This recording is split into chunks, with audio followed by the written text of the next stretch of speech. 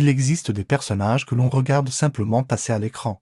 Et puis il y a ceux qui s'imposent, qui prennent l'espace sans jamais avoir besoin d'élever la voix. Victor Newman fait partie de cette seconde catégorie. Dès qu'il apparaît, quelque chose change. L'air devient plus lourd, les regards se détournent, les silences prennent du sens. Victor Newman n'est pas seulement un personnage de série. Il a une présence, une force, une autorité qui ne se discute pas. Mais ce que beaucoup oublient, c'est que derrière cette figure presque mythique se cache une construction longue, douloureuse, patiente. Derrière Victor Newman, il y a un homme, et cet homme s'appelle Eric Braeden. Victor Newman semble avoir toujours été puissant, comme si le pouvoir lui appartenait naturellement. Pourtant, cette impression est une illusion parfaitement maîtrisée. Rien n'a été simple, ni rapide, ni garanti. La force que Victor Newman projette à l'écran est le résultat d'années de retenue, de contrôle et de discipline. Eric Braeden n'a jamais joué Victor Newman comme un homme qui domine par le bruit ou par la violence. Il l'a incarné comme un homme qui domine parce qu'il comprend les autres, parce qu'il observe avant d'agir, parce qu'il sait que le vrai pouvoir se manifeste dans le calme quand Victor Newman parle.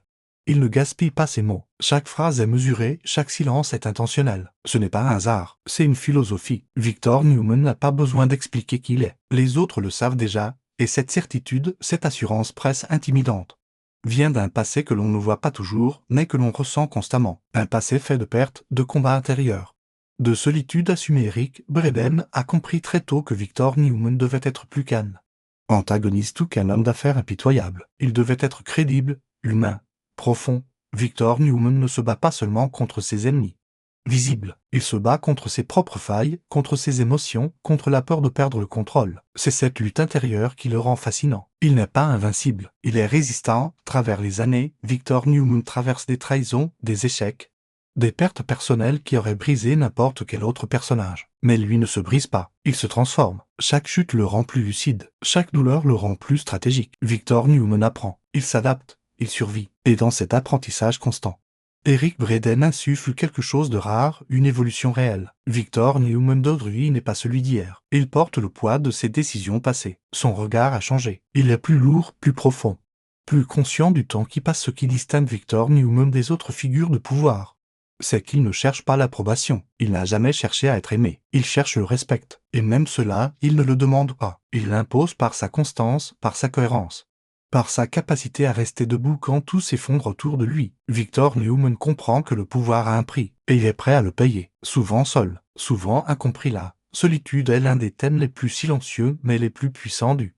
personnage. Victor Newman est entouré de monde, de famille, d'alliés, mais intérieurement, il avance seul. Cette solitude n'est pas une faiblesse, c'est une armure. Elle le protège, elle l'isole, elle le définit. Eric Braeden joue cette solitude avec une retenue remarquable. Un simple regard suffit, une pause, un soupir imperceptible, et le spectateur comprend que derrière l'homme de pouvoir se cache un homme fatigué, mais toujours debout avec le temps. Victor Newman devient une figure presque paternelle, mais une paternité complexe, imparfaite, souvent dure. Il aime, mais il contrôle. Il protège, mais il teste. Il transmet, mais il exige. Cette ambivalence est au cœur du personnage. Victor Newman ne sait pas aimer sans condition, parce qu'il a appris que le monde ne fonctionne pas ainsi. Et Eric Braeden ne cherche jamais à adoucir cette réalité. Il la montre telle qu'elle est, brute, réaliste, humaine à mesure que les années passent.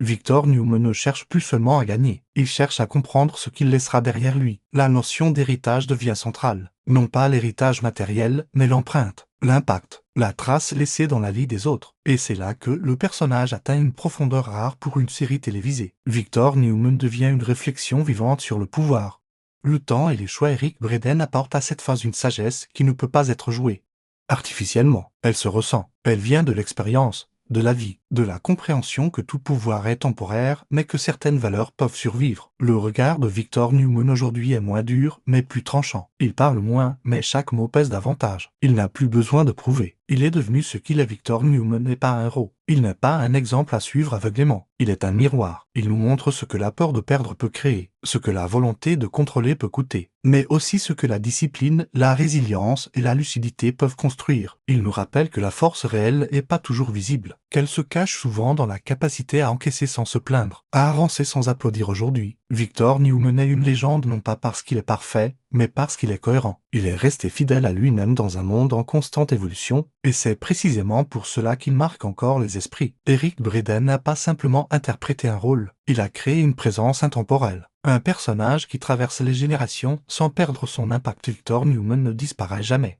Vraiment, quand l'écran s'éteint, il reste dans l'esprit, dans la mémoire, dans ce sentiment étrange que le vrai pouvoir ne fait pas de bruit, qu'il observe, qu'il attend, et qu'il agit seulement quand c'est nécessaire. C'est cette leçon silencieuse qui fait de Victor Newman bien plus qu'un personnage de fiction. Il est une idée, une incarnation, une trace durable.